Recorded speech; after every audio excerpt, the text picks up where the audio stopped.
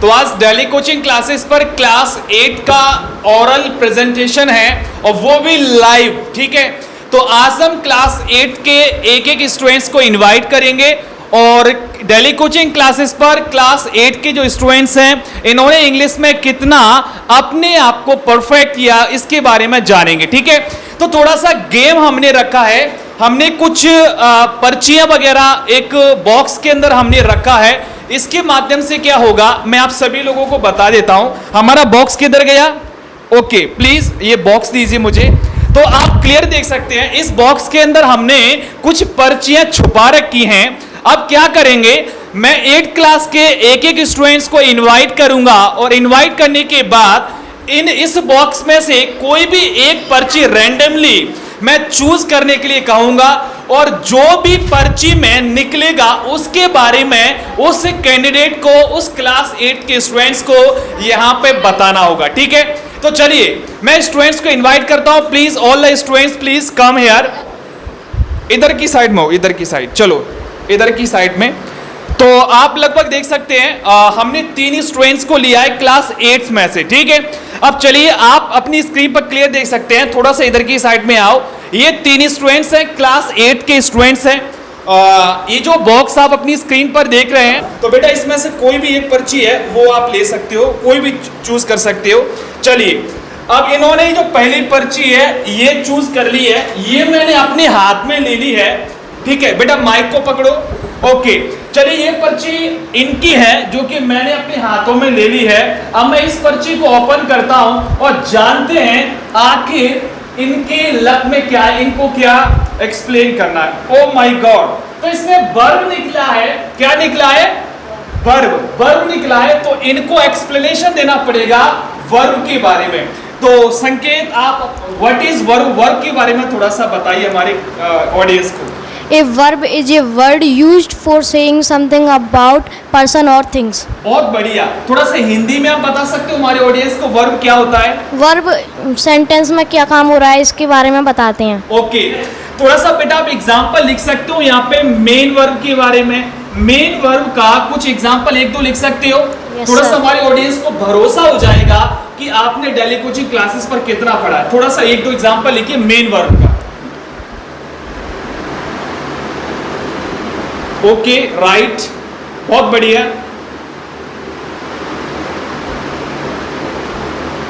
Speech की सही spelling लिखो बेटा।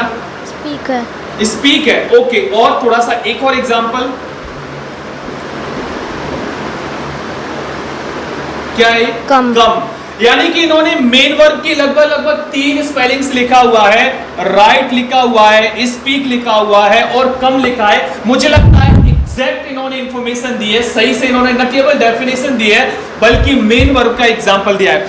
थोड़ा सा हमारी ऑडियंस हेल्पिंग वर्ब के बारे में भी जानना चाहेगी। क्या आप हेल्पिंग वर्ब के बारे में बता सकते हो कुछ थोड़ा? Yes sir. क्या है? What is helping verb? Is, am, are, was, were, has, have, had, it, ये सब हेल्पिंग वर्ब के एग्जांपल हैं। Yes sir. पक्का? यस। बहुत बढ़िया बेटा। यानी कि इन्होंने, संकेत ने जो भी जवाब दिए एकदम से एग्जैक्टली जवाब दिए और न केवल जवाब दिया बल्कि एग्जाम्पल के माध्यम से समझा जाए मेन वर्ब क्या होता है। तो बहुत बढ़िया बेटा संकेत, आप अपनी सीट पर जा सकते हैं।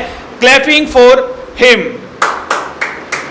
ओके, तो चलिए इनका तो हो चुका है। अब मैं दूसरे कैंडिडेट को लेना चाहूंगा। ये पर्ची है, इसको मैं हटा देता हूं, ठीक है।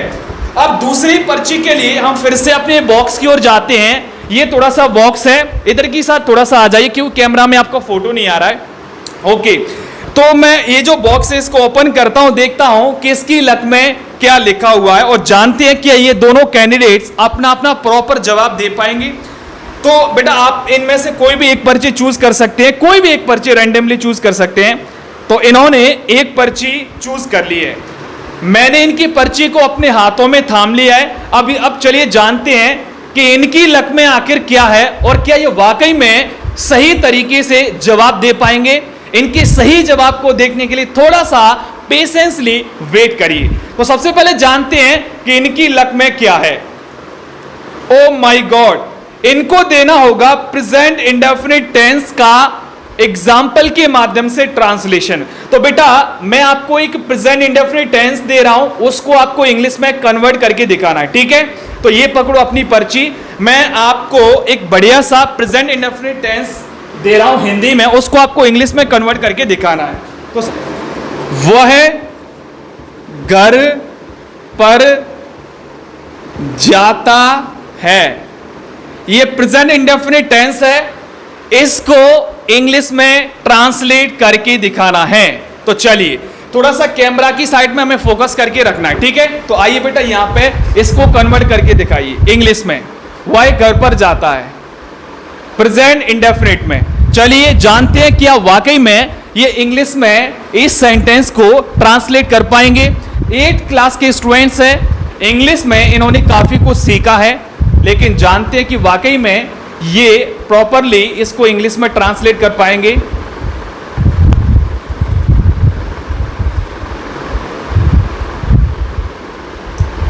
यानी कि इन्होंने इसका इंग्लिश में ट्रांसलेट किया है, ही गोज टू होम, वह घर पर जाता है। तो मुझे लगता है इन्होंने जो ट्रांसलेशन किया वो एकदम से राइट किया है, एकदम से सही किया है।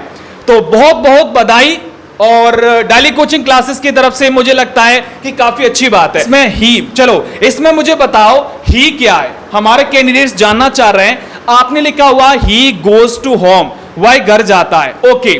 चलिए इसमें मुझे बताइए इसमें ही क्या है? इसमें सब्जेक्ट है। क्या क्या है? सब्जेक्ट। सब्जेक्ट है। अच्छा, सब्जेक्ट में कौन सा प्रोनाउन है ये? सर ये पर्सनल प्रोनाउन। पक्का? हाँ सर। पर्सनल प्रोनाउन, ओके, यहाँ पे लिखो पर्सनल प्रोनाउन। चलो इनको थोड़ा सा इंग्लिश में हम एक एक चीज पूछते हैं कि जो सेंटेंस इन्होंने इंग्लिश में कन्वर्ट करके दिखाया है, क्या वाकई में ये एक एक वर्ड के बारे में बता पाएंगे? ओके, इसमें बेटा गोज क्या है? सर इसमें गोज है main verb. Goes main verb है, पक्का? चलो यहां पे लिखिए मेन वर्ब। चलिए जानते हैं कि एक एक वर्ड को वाकई में क्या पहचान पाते हैं। Main verb, main verb. बेटा क्या आप बता सकते हो इसमें टू क्या है? सर इसमें टू प्रपोजिशन। टू प्रपोजिशन है, लिखो यहां पे टू प्रपोजिशन, ओके। बेटा होम यहाँ पे क्या है? सर इसमें होम ऑब्जेक्ट है। होम ऑब्जेक्ट है। हाँ। क्या होम यहाँ पे ऑब्जेक्ट के अलावा कुछ और भी है? सर हाँ सर ये होम नाउन है। कौन सा नाउन है? सर ये कॉमन नाउन है। लिखो यहाँ पे common noun.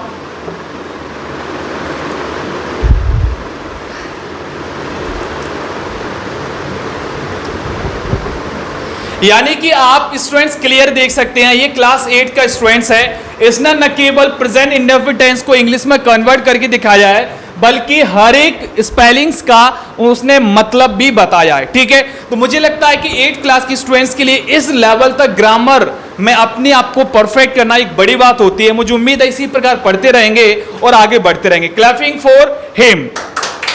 Okay, take your seats. चलिए अब हम नेक्स्ट कैंडिडेट को लेते हैं, नेक्स्ट स्टूडेंट्स को लेते हैं, मिस पलक। चलिए अब हम फिर से हम एक बॉक्स लेते हैं, और ये ले लिया मैंने बॉक्स। बॉक्स लेने के बाद थोड़ा सा नजदीक आइए बेटा, ये बॉक्स है।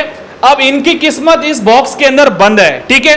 चलिए मैं इसको ओपन करता हूं, और ओपन करने के बाद बेटा इसमें से कोई भी रैंडमली एक जो स्लिप है उसको चूज करना है, और जानते हैं आपकी किस्मत में क्या निकलता है। चलिए इन्होंने ये वाली जो स्लिप है वो मुझे चूज करके दी है। चलिए मैं इसको ओपन करता हूं और जानते हैं कि इनकी किस्मत में क्या है, इनको किसके बारे में जानकारी देनी है, किसकी डेफिनेशन देनी है। तो मैंने इसको ओपन कर लिया। ओ माय गॉड, इनको बताना है प्रोनाउन के बारे में, ठीक है। तो चलिए जानते हैं पलक से क्या ये प्रोनाउन के बारे में डेफिनेशन दे पाएगी। तो सबसे पहले बेटा आप प्रोनाउन के बारे में थोड़ा सा हमारे ऑडियंस को बताइए। Pronoun is the word that used instead of noun. Okay, pronoun is a word that use instead of noun, बिल्कुल सही है। लेकिन हमारे काफी सारे ऐसे ऑडियंस है जो कि हिंदी मीडियम से है, उनको इंग्लिश समझ नहीं आता, थोड़ा सा हिंदी में बता दीजिए हमारे ऑडियंस को। सर्वनाम इस प्रयुक्त हैं जो नाउन के स्थान पर प्रयुक्त होते हैं। यानी कि सर्वनाम इस प्रकार के शब्द हैं जो कि नाउन की जगह पर उपयोग किए जाते हैं, इसी का ही मतलब है। ओके, चलिए मैं आपको थोड़ा सा और डेप्थ में ले जाता हूं। ये मार्कर पकड़िए, और यहाँ पे 2-4 प्रोनाउन वर्ड हैं, उसको यहाँ पे लिख के दिखाइए, जिससे कि हमारे ऑडियंस को भरोसा हो जाए कि आपको रियली में इंग्लिश आता है कि नहीं आता। एक या दो कोई भी वर्ड्स यहाँ पे प्रोनाउन वर्ड्स आप लिख सकते हैं, लिखिए यहाँ पे। ओके, चलिए जानते हैं क्या वाकई में ये प्रोनाउन वर्ड्स लिख पाएंगी, क्योंकि प्रोनाउन वर्ड्स को डेफिनेशन इन्होंने प्रोनाउन वर्ड्स की बिल्कुल सही से दी है, लेकिन क्या प्रोनाउन वर्ड्स लिख पाएंगे? जानते हैं प्रोनाउन वर्ड्स के बारे में थोड़ा सा हमें जानने को अभी मिलेगा। काफी कोशिश कर रही है प्रोनाउन वर्ड्स के लिखने के बारे में। चलिए इनके बारे में मैं पूछूंगा अभी इनसे। इन्होंने काफी सारे प्रोनाउन वर्ड्स लिखे हैं, अब एक एक प्रोनाउन वर्ड्स के बारे में। चलिए, इन्होंने ही, सी, इट, देम, हिम, हर, इस प्रकार के काफी सारे वर्ड्स लिखे हैं, और मुझे लगता है इन्हीं सारे वर्ड्स को प्रोनाउन कहते हैं। क्या कहते हैं? प्रोनाउन। क्या बेटा मुझे बता सकते हो इस प्रकार के सारे वर्ड्स किस प्रकार के प्रोनाउन वर्ड है? ये किस प्रकार के प्रोनाउन वर्ड है, बता सकती हो? Noun, pronoun word. हाँ, यानी कि थोड़ा सा डेप्थ में ये पर्सनल प्रोनाउन है कि सब्जेक्टिव प्रोनाउन है कि ऑब्जेक्टिव, ऐसे कुछ बता सकते हो? सारे के सारे पर्सनल प्रोनाउन है। तो बहुत बढ़िया, एग्जैक्ट इन्होंने इंफॉर्मेशन दिया। वाकई में सारे के सारे जो प्रोनाउन वर्ड हैं ये पर्सनल प्रोनाउन वर्ड है। तो clapping for her and take your seats.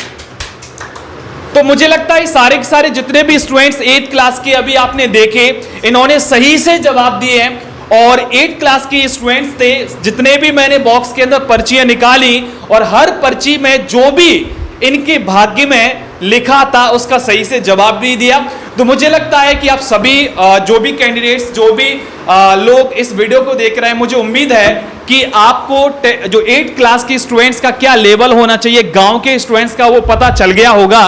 और सबसे खास बात यह है कि जितने भी स्टूडेंट्स थे सारे गांव के स्टूडेंट्स थे। हमारी कोशिश है कि न केवल माइक के माध्यम से इनका डर बाहर निकले, बल्कि अपनी नॉलेज का प्रेजेंटेशन भी दें, जिसके माध्यम से ये कोई ना कह पाए कि गांव के बच्चे पीछे रहते हैं। समझ में आ रहा है? तो आज के वीडियो में इतना ही। इस वीडियो को लाइक और चैनल को सब्सक्राइब करना मत भूलिएगा। Thank you.